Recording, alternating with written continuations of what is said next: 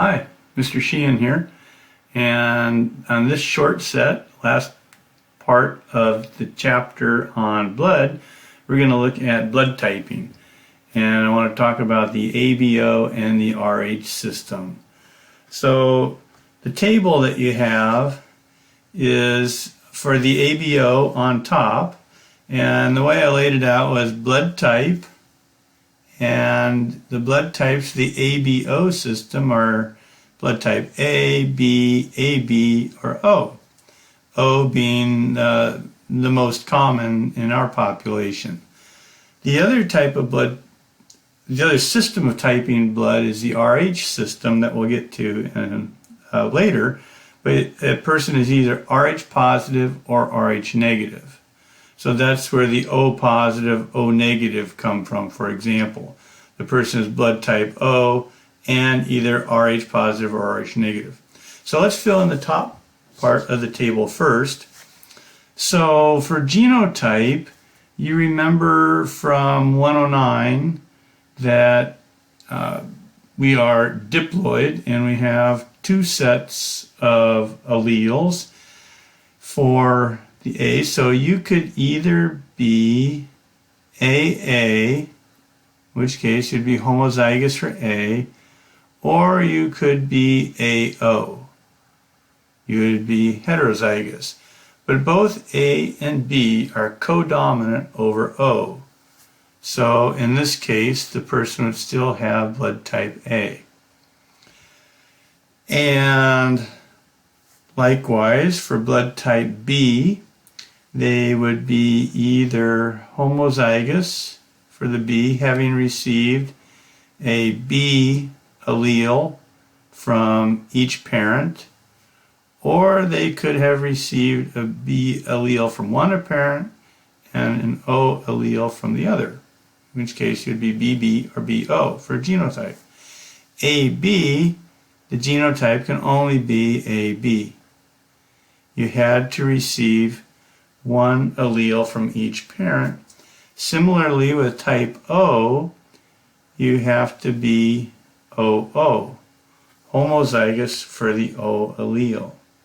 Okay, so hopefully that sounds familiar from Biology 160, which was a while ago.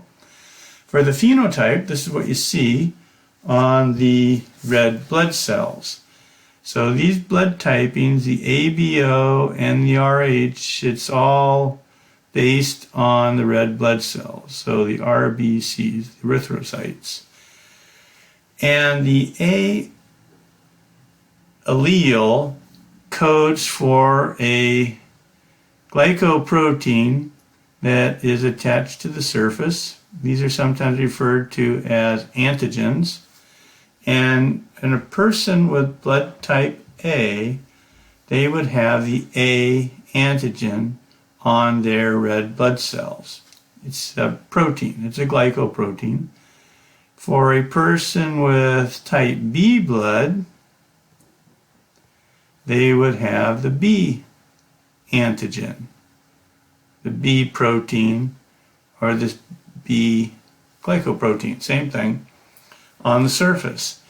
And a person with blood type AB would have both. They would have the A antigen and the B antigen.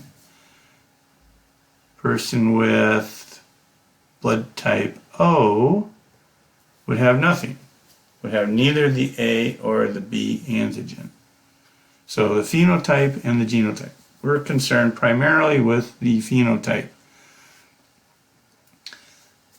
This column of the table, the antibodies in the blood of the patient with this blood type,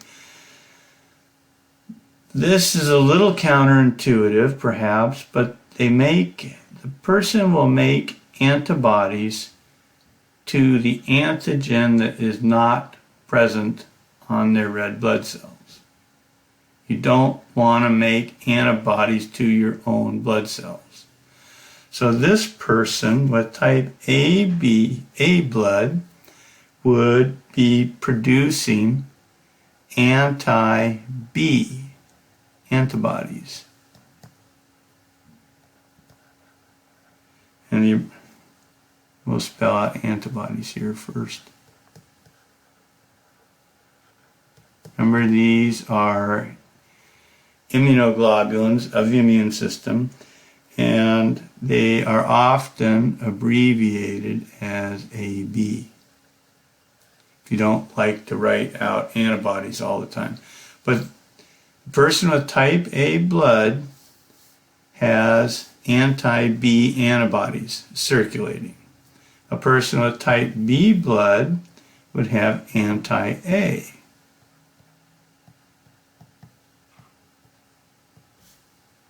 Antibodies. Oops.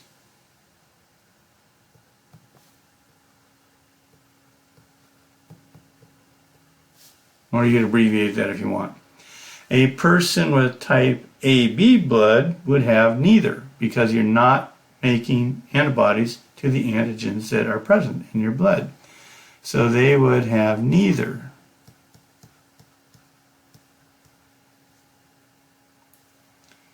Neither anti-A or anti-B.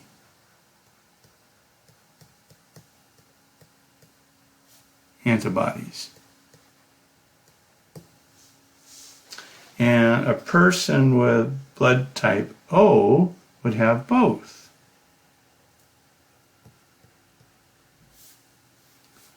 Both anti-A and anti-B.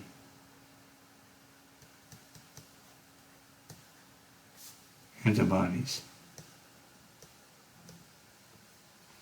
So, if a person that was type A blood received a transfusion from somebody with type B blood, what would happen? They would have, so if the person with type A blood received B blood cells, the person with type A blood has antibodies that will attack the B antigens. And then we have a problem, and we have a blood transfusion rejection. Let's come back to that in a moment. Let's do the Rh system.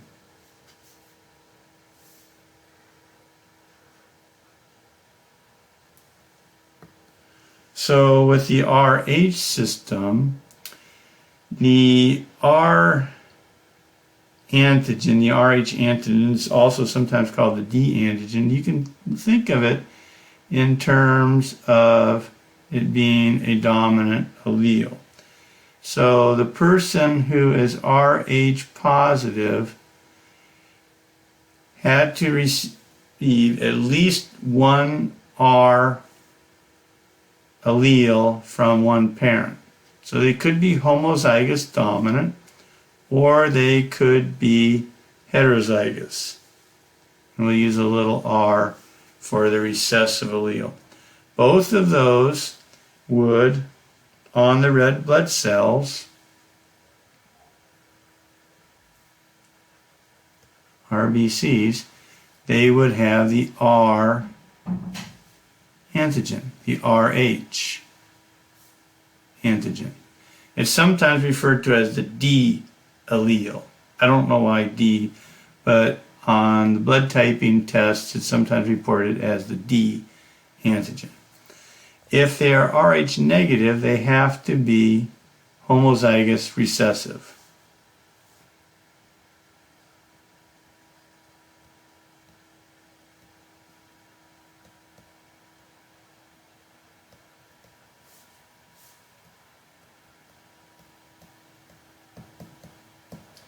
And since this is carried on an autosome, being Rh negative or Rh positive, it's an autosomal recessive condition. That's how it's inherited. So that's pretty much it for the A and the B ABO and the Rh system. The universal donor, universal recipient is a little bit of a simplification,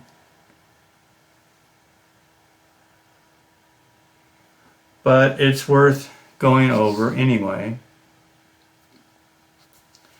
With the universal donor, that's the person that's donating red blood cells to a patient. The concern is what antibodies are in the patient or the recipient's blood. So this person with type A blood has anti-B antibodies. It will attack the B antigen if it sees it. A person with type B blood has anti-A antibodies. So for the universal donor, whose blood could you donate that would have the least chance of reacting with the antibodies? And that would be type O. On type O blood, there are no antigens on the surface, so it doesn't matter what antibodies are in the recipient. So the universal donor is type O blood.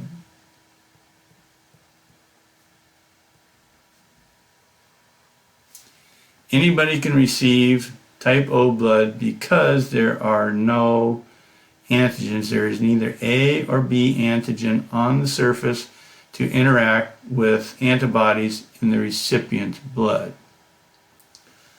The universal recipient, what you need to consider is what antibodies would be in the recipient. So the universal recipient would be the person that has neither antibody, anti-A or anti-B. So the universal recipient is type AB. So if you are AB blood, you can receive a transfusion from somebody with type A blood because you don't have antibodies to their A antigen. Or you can receive blood from type B. Again, you don't have the antibodies to attack the B. So let's move on. And the next slide is essentially the same thing. It's blood type, the ABO and Rh typing. And this is the slide that's out of your textbook. It's from the OpenStax, figure 1817. So take a look at it. It's the same information as what was in the table that we just did. It's laid out a little bit differently. So let's just walk through that just so you get an idea of how it works, what it shows. So blood types are across the top, in this case. And then on the vertical, there's the blood cell type, AB, AB, and O. And then there are the antibodies in the plasma, the antigens on the red blood cell, and the blood type compatibility in an emergency, which is basically the universal donor, universal recipient. So at the top, in this square, person with type A blood, and they are showing the A antigen, which are these little lollipops, little stems with the circles.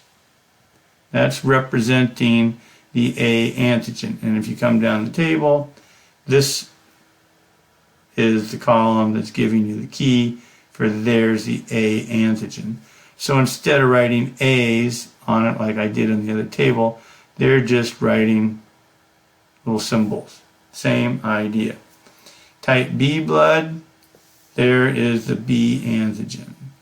Type AB has both the diamonds and the circles, same idea. Type O has neither the diamonds or the O's. So there's nothing on their red blood cells. The antibodies, you have to pay a little attention to what's going on here. The antibodies, it's a type of antibody called an IgM that we'll get to later. But the basic unit is looks sort of like this. So if these are our antibodies again, they have a stem on them, something like that. And which looks like this. There are 5 of them that are put together though. So what they're drawing here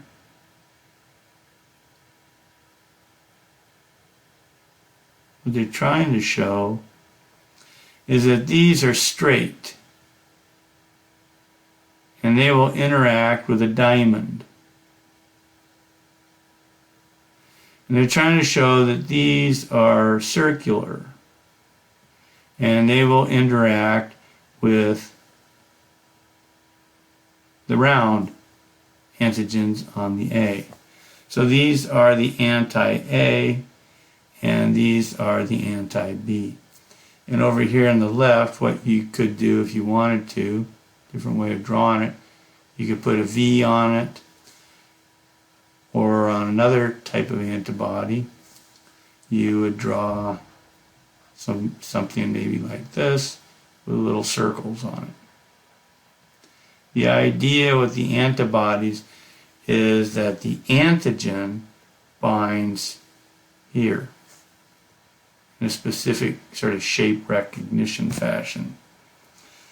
Type AB blood, remember, doesn't have any antibodies. Type O has both, which will bind the diamond A's and the diamond A antigen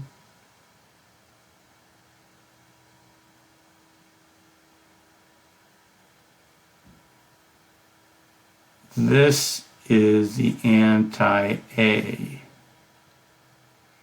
and this is the anti-B. There is the antigen. Antibodies bind the antigen. I hope that's not too confusing. And then the blood type and compatibilities go. O being the universal donor and universal recipient, AB. So, if the previous slide, which I'll flip back to, makes more sense, run with this one. This will get you through. Again, what's important is the blood type and the antigen on the surface and the type of antibodies. So remember that a person does not make antibodies to their own antigens. They make it to the antigen that's not present.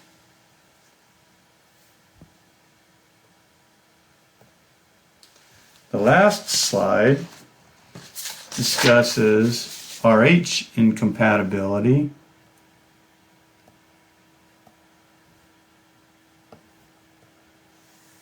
That out of the way. And this is hemolytic disease of the newborn, or HDN. So this is the whole business of Rh negative, Rh positive during pregnancy. Here's the basic story and where the potential problem is. So hemolytic means lysis of the blood cells. Hemo is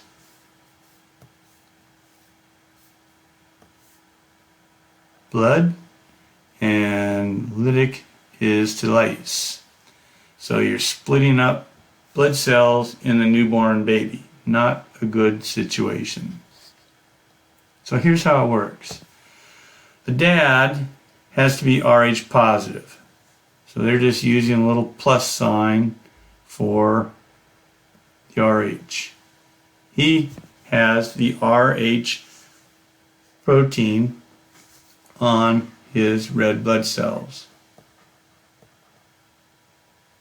as the Rh. Okay? He's running around fine with those. Mom is Rh negative. So mom's blood doesn't have the Rh protein on the red blood cells. So she is negative. Okay, so mom gets pregnant with dad, And the fetus now is Rh positive. So they're using the plus signs to denote Rh positive. So that's referring to the antigen on the red blood cells. So that's baby. So the fetal blood is different than the maternal blood. Mom's Rh negative. The issue is only with Rh negative moms. If mom is Rh positive, no issue. But if she's Rh negative and the fetus is Rh positive, at the time of birth, some of the blood mixes. Normally, during development, fetal blood does not mix with the maternal blood and vice versa. They're completely separate. They pass by each other closely at the placenta, but they do not mix. At the time of birth, there's a chance that some of the baby's blood cell enters mom's bloodstream. So that's what they have going on here. At birth, baby's blood cells enter mother's bloodstream. Okay, so now there are some of these Rh positive cells in mom's bloodstream, and mom now makes antibodies to that. And the way this diagram is drawn, it's a little confusing. It took me a minute to figure this out. But there's a red X and then there's a blue X. So the red plus, what this is showing, or trying to show in symbols, is that the plus sign is the Rh. That's what was on dad, that's what's in the fetus, are sort of the vertical plus signs. The blue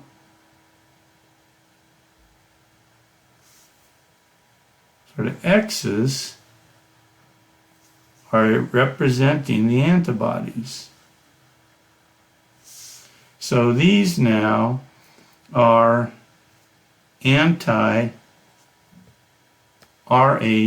antibodies.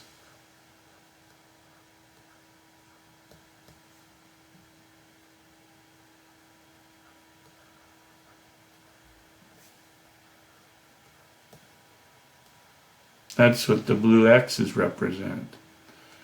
So, mom now made antibodies to the Rh protein. And here's mom after birth. Mom is still Rh negative, but she now has these antibodies to the Rh protein. She now has circulating anti-Rh antibodies in her bloodstream, the X's.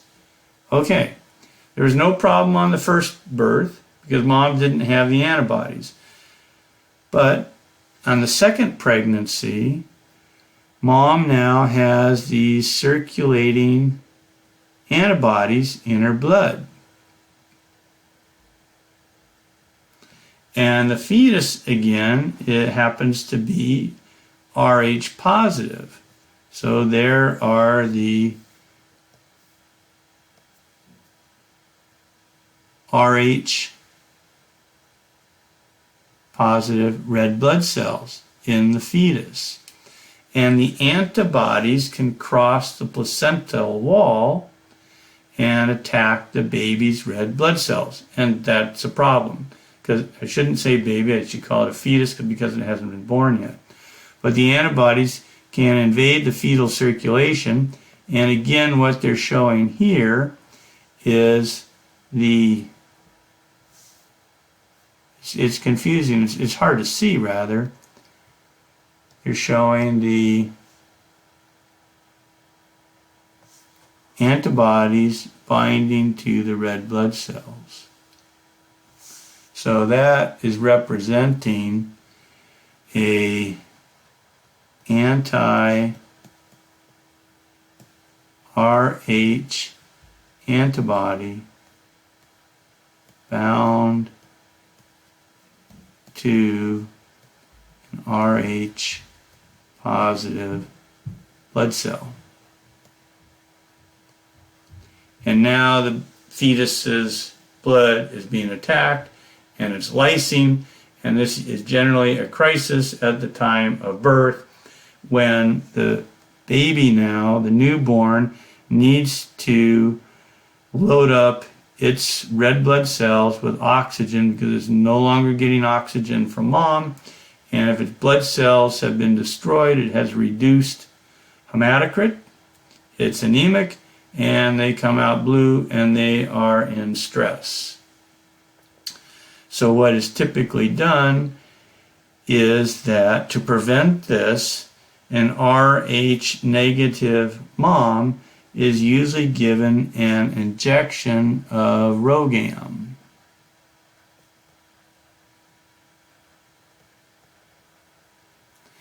And RhoGAM is an antibody that attacks and binds Rh positive cells. So these are antibodies that are given in an injection to mom, to an Rh negative mom. And what they do is they bind and destroy any Rh positive red blood cells she may receive during delivery.